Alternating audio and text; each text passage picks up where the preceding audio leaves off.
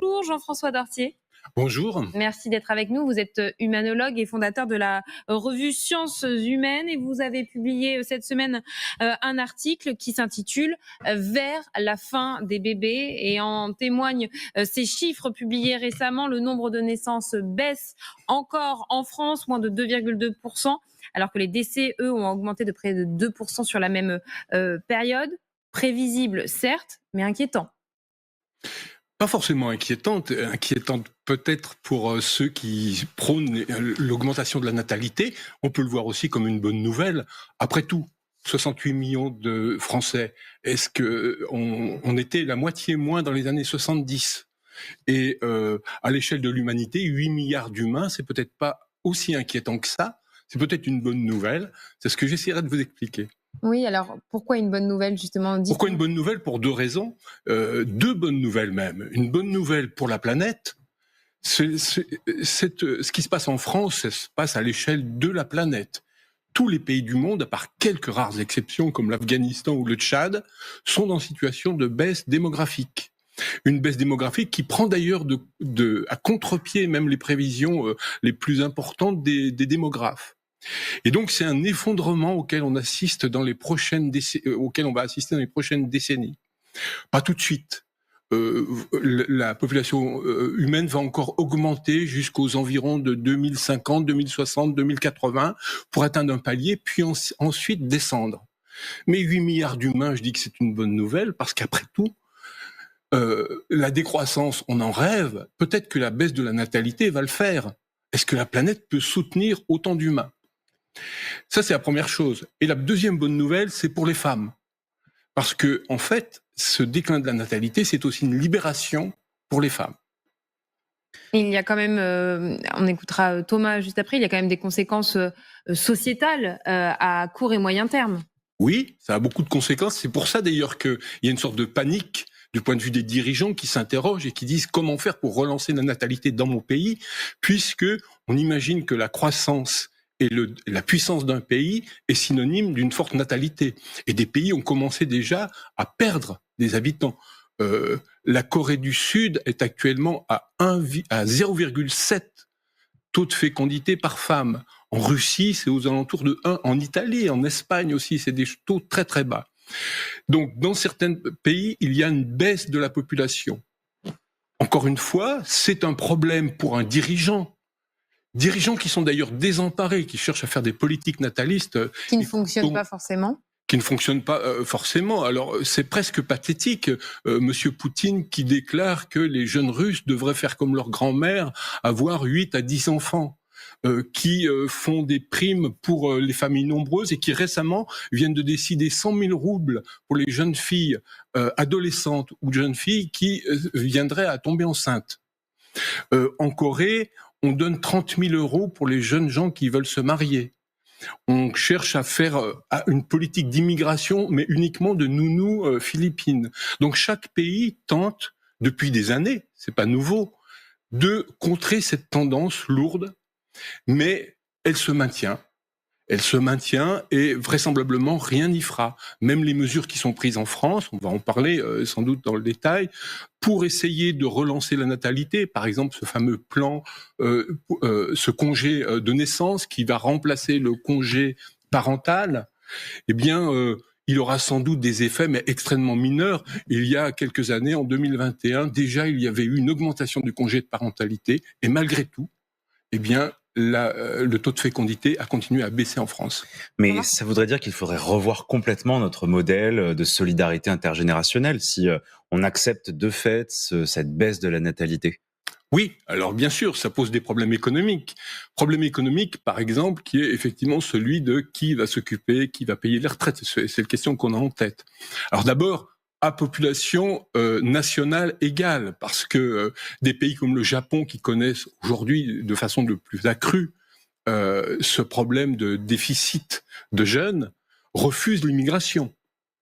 Donc, et pourtant, ils sont prospères, et pourtant, ils sont plus modernes que d'autres pays. Oui. Alors, on dit, c'est la deuxième chose, on dit que le vieillissement de la population, comment dire, atténue le dynamisme, la création, l'innovation. C'est une réalité. Vous êtes moins innovateur, moins créatif si vous êtes plus vieux.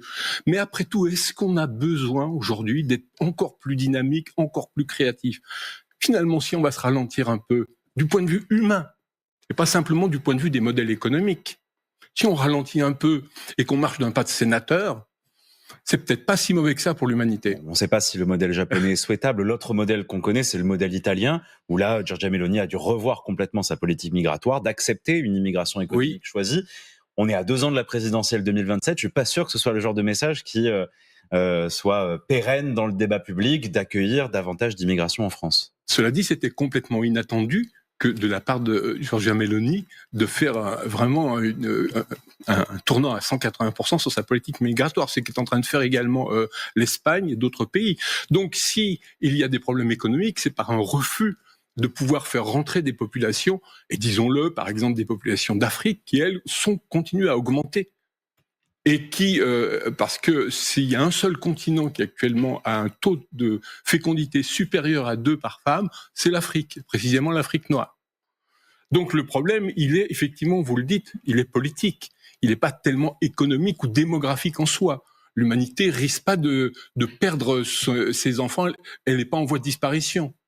Baptiste ? Vous faites le lien depuis tout à l'heure entre l'immigration et du coup cette baisse de la natalité, en tout cas cette tendance. Est-ce que quand on entend certains partis politiques exprimer effectivement en démontrant que la baisse de la natalité peut entraîner plus d'immigration, est-ce que c'est juste, vous qui êtes spécialiste de la question, est-ce que c'est juste de faire ce rapport entre baisse de la natalité et du coup plus d'immigration pour faire fonctionner l'économie d'un pays? Vous avez cité des pays tout à l'heure qui encourageaient effectivement cette natalité au sein de leur propre pays. C'est des pays très protectionnisme, mais concernant la France, qu'est-ce qu'il en est?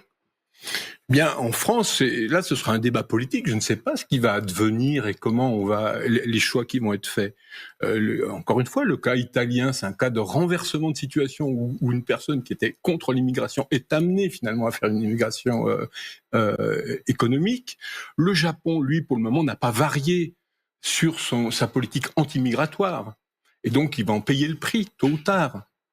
On ne sait pas, c'est difficile de mesurer. Ce qui est certain, c'est vous avez une tendance lourde à la baisse de la démographie, plutôt de la natalité, plutôt que la démographie, et une tension avec des problèmes économiques et politiques que ça va poser. Parce que vous le disiez, il n'y a pas de risque de voir l'humanité disparaître. Et d'ailleurs, les enquêtes le montrent, les Français veulent avoir des enfants, à peu près 2 par famille en moyenne, mais ils ne peuvent pas aujourd'hui en avoir. Ils sont contraints par tout un tas de freins économiques, logement, santé. Alors les deux sont vrais. Hein. Les Français veulent avoir des enfants, mais moins qu'avant. Le dernier sondage de l'INED montre qu'il y a une proportion qui est certes minoritaire, de 15% environ, de jeunes de moins de 30 ans qui ne souhaitent pas du tout avoir d'enfants. Et d'autres en veulent 1 ou 2. Cela dit, si vous avez même une majorité de gens qui ont 1 ou 2 enfants, ça ne suffit pas pour permettre le renouvellement des populations. Puisque si une famille a 1 enfant et l'autre en a 2, la moyenne ça fait 1,5. Actuellement, on est au-dessus. On est à 1,7. Donc, il faudrait qu'il y ait beaucoup plus d'enfants pour pouvoir maintenir le taux de la population actuelle. C'est quand la dernière fois Deuxième chose, auquel on a assisté à un cas de dépopulation? À l'échelle de la planète, la grande peste de 1348 qui a décimé la moitié de la population européenne. On va revenir Je ne le souhaite pas. Sur les politiques familiales. Vous parliez tout à l'heure des mesures évoquées. On se rappelle tous de cette phrase du réarmement démographique voulu par Emmanuel Macron. C'était en janvier 2024. Depuis, il n'y a pas eu grande mesure. Mais vous nous dites ce matin que ces mesures, quand bien même elles seraient mises en place, finalement, elles seraient inefficaces. Elles sont, c'est jamais totalement inefficaces. Elles sont très très marginales. Pour preuve, celles qui sont prises dans tous les pays et qui sont parfois beaucoup plus offensives. Quand vous donnez 30 000 € en Corée à un couple pour qu'il se marie, quand vous commencez à donner gratuitement la possibilité d'avoir des nourrices. En France, après tout, nous sommes d'ailleurs un pays qui est relativement bien servi. C'est pourquoi le taux de natalité est assez élevé. C'est qu'il y a relativement, par rapport aux autres pays voisins, des crèches, des allocations familiales, un congé parental qui permet déjà beaucoup de choses. Or, malgré tout, il y a une baisse du taux de natalité. Merci beaucoup Jean-François Dortier, humanologue et fondateur de la revue Sciences Humaines. Merci d'avoir été avec nous ce matin.